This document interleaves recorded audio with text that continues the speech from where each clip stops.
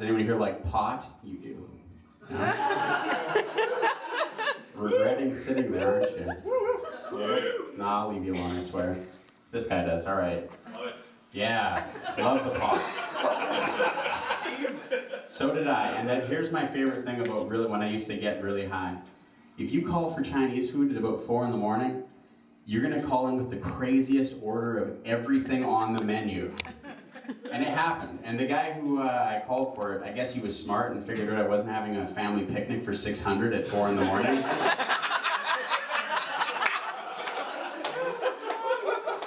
Comes back and is like, how many people you order for? And I was like, 2? No. What do you mean, no? It's too much food.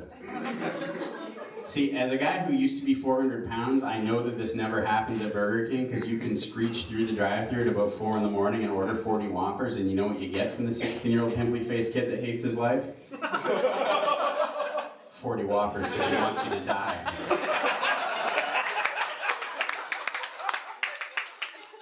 That's right, friends. Burger King is officially the slutty drunk girl at a party.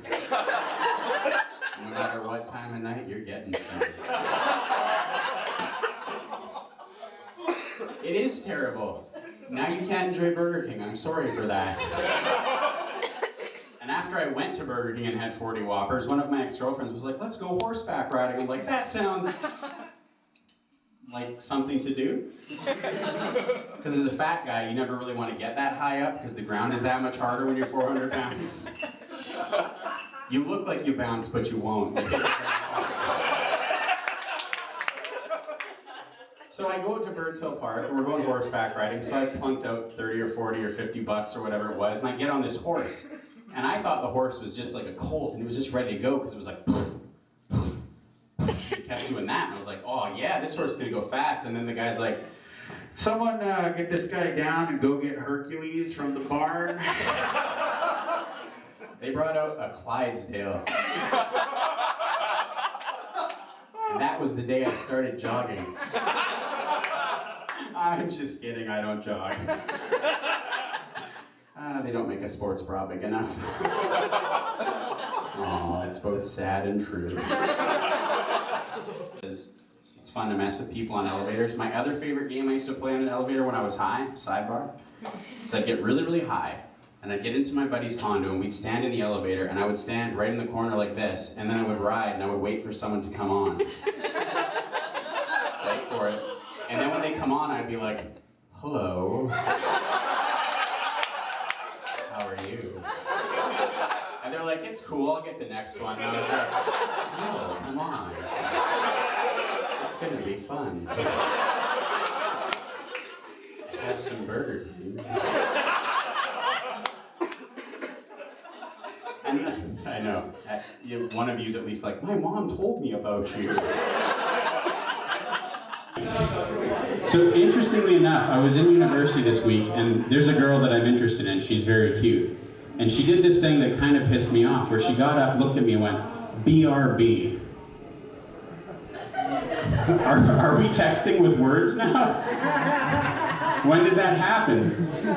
And being the pervert that I am, the first thought I had was, what would it be like to have sex with a girl that vocally texts?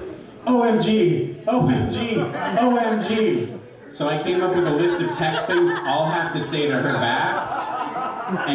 And here's my list of things that I may have to vocally text back to her while we're having sex and she's screaming OMG. Stay with me. First one, ISTNH. I'm sorry, this never happens.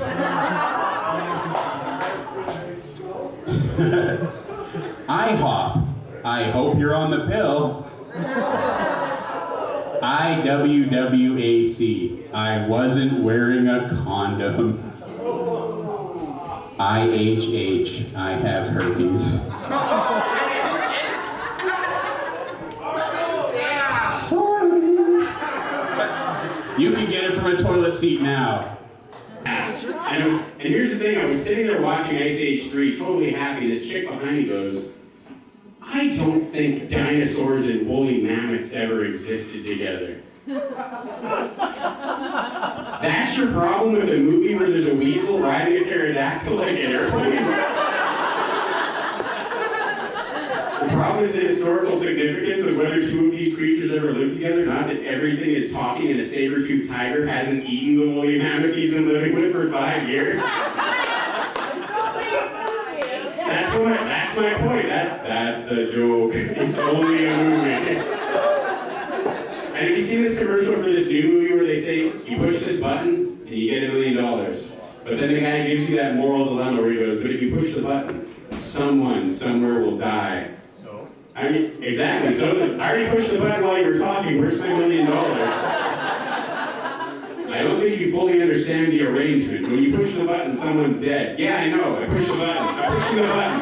Where's the money? And I think we picked the wrong guy for this. He's just like stand-up comics. I love masturbating and smoking weed. That's what I'm into. I'm not allowed to smoke weed anymore though because it's bad. It makes the masturbation less happy. You didn't know that. You thought it would make it happier, but it doesn't. You can't eat Oreo cookies and beat off. Trust me, I've tried. Sweet Jesus, how I have tried. A lot. There's always that moment where you're eating a cream-filled cookie and you're beating off and you're just like, is it? I gotta throw this cookie away. And that's just not sanitary anymore.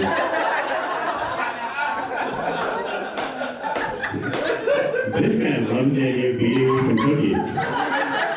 Good job, Matt. You and your cookies and beating off. I'm right in there with you, buddy. You have to pick off beat-off friendly food. Carrots? Yes. Lasagna? No. Coconut cream pie? Vanilla pudding? No. Ritz crackers? Yes. Surprisingly delicious and refreshing while you're masturbating. It's like an explosion of Who here likes to jerk off? I like how when it's dark, guys are like, yeah, fuck yeah! But if the lights are on, everybody's like, I don't fucking jerk off. Fuck that. You've been pulling on that thing like the start on a lawnmower since you were 5.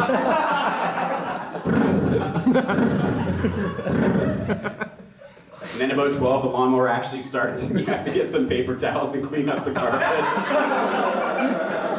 Maybe it was just me. I don't know. But anyways, I'm also really tall, as everyone has noticed, so I like to jerk off into a sink. Cuts out the middleman of having to clean up. Yeah, they don't believe me. It's true. I really do. And it's great because it cuts out all the cleanup, all the mess, and since there's a really big mirror, on days when I feel good about myself, I'm like, oh, fuck yeah. Oh, looking good. Nice chest hair, bitch. Yeah. Because I call myself bitch when I'm jerking off. That's what I'm into. And on days when I don't feel good, I just flip off the lights and then there's like a silhouette. And if you really want to get into it, you can do the stranger where you sit on your hand, it gets numb. And you just sit there and you do what I do where you go, oh, Rachel Ray. Fuck yeah. Make that burger, you're a dirty girl. But yeah, mac and cheese, fuck yeah. And that's my other thing, is I really like Rachel Ray, and it really unnerved my ex-girlfriend because she thought she sounded like a gravelly-voiced Vegas lounge singer. And my thing about Rachel Ray is I love the idea of having sex with Rachel Ray, but I'm pretty sure she does things in here that she just won't do in real life. Did you just come? Someone just came in their pants for the idea of me fucking Rachel Ray.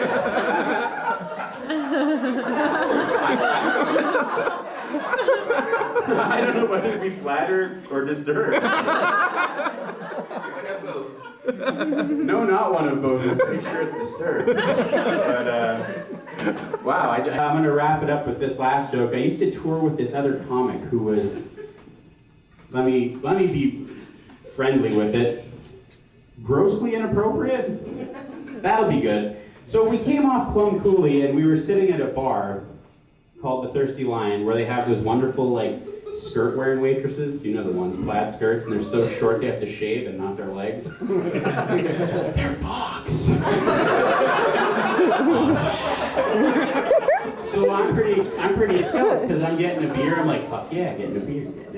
And he looks at this waitress and goes, hey baby, you're rapeable. What the fuck? I don't want to get arrested, I just want a beer. And he's like, oh, I'm getting that later. No, you're not. When you say to a girl, you're rapeable, that immediately puts her on her guard about you.